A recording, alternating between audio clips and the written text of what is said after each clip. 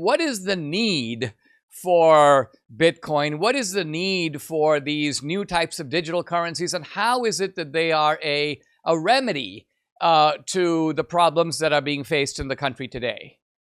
Well, this is why I'm so passionate about Bitcoin. This is actually what my book is about.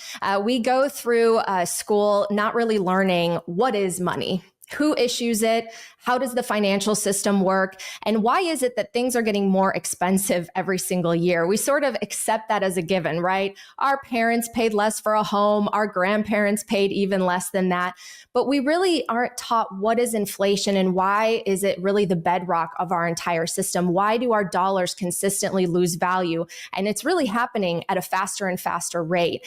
And that's really what Bitcoin shined a spotlight on. It was the fact that our money is centralized. It has an issuer, that is the government, the central bank, and they control the supply. And in the background, even though they're telling you that inflation is somewhere around 2%, actually they're expanding the money supply by about 6 to 7% per year. Now, I've never had a job where I got like a 7% raise in a given year, right? Most people don't. And they're struggling to keep up because if the money supply is expanding at 7%, you're getting a 2% raise, you're 5% behind. And a lot of the new money that's printed, there's a Cantillon effect. It goes to assets. It goes to the real estate market. It goes into stocks. And there's a great disparity over who owns those assets. And so we see a wealth concentration build up that naturally breeds a sense of frustration because so many people, 10 years down the road are saying, I've worked so hard, but yet I've fallen behind. Why is that? And now you have a young generation who's done everything, played by the rules, gone to school, gotten their degrees, they're working hard, and they can't afford the house that their parents once could. So they're starting to ask the question, well, why is this happening?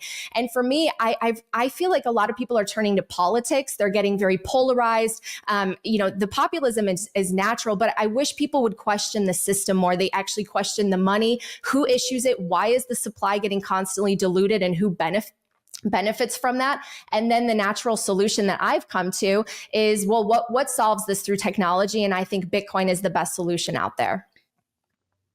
Would it be accurate to say, Natalie, that while you have political differences and that they're not unimportant, nevertheless, what you're saying is that there is a kind of hidden element that people don't pay attention to. And part of the reason they don't pay attention to it is administered by a seemingly neutral agency called the Fed, which seems to have the approval by and large of both parties. I mean, Trump has been talking about let's, eject Powell, but Trump isn't saying let's eject the Fed.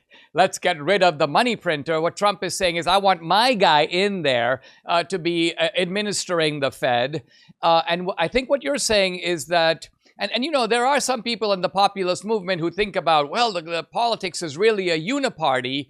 And to some degree, I think you're saying that is true, because what you're saying is that you've got this government agency that serves the purposes of the government. Now, maybe to a lesser degree, the purposes of the banks, but the purposes that this agency is not serving is yours and mine. In other words, they are rather, I don't know if they're indifferent to, but they are certainly tolerant of the fact that the money that we work hard to earn is nevertheless constantly losing value, and they're responsible for it. They're always pointing to prices going up, but it's not so much that prices are going up. Money is really going down. Isn't that when people say my house is going up in value, what they really mean is my money buys less, doesn't it? Isn't that really what's going on? Yes, our purchasing power is getting destroyed because they're diluting the money supply, constantly having to issue new units to pay off the old ones. We're basically using a Visa to pay off our MasterCard on the government level.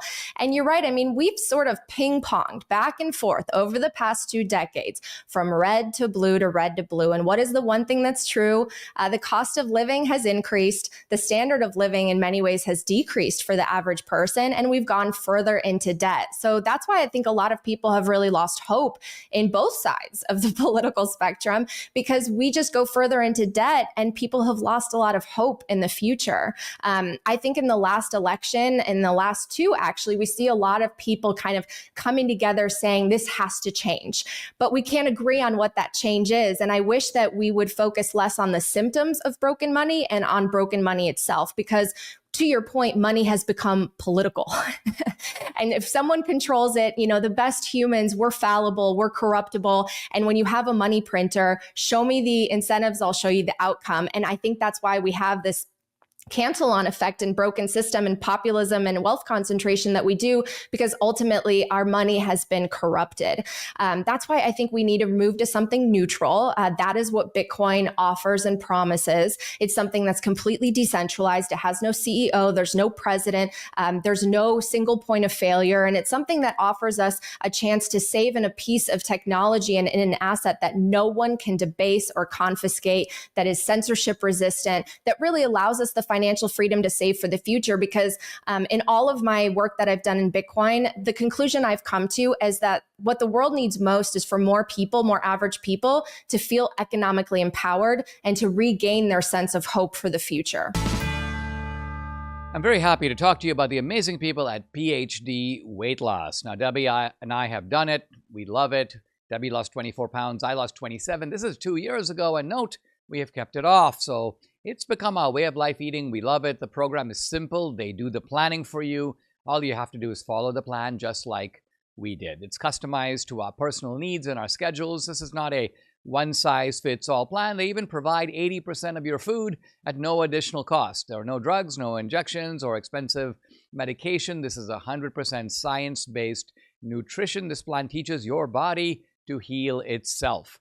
You meet with your nutritionist every week. If you have questions, you call or email. You're never alone. You always have support.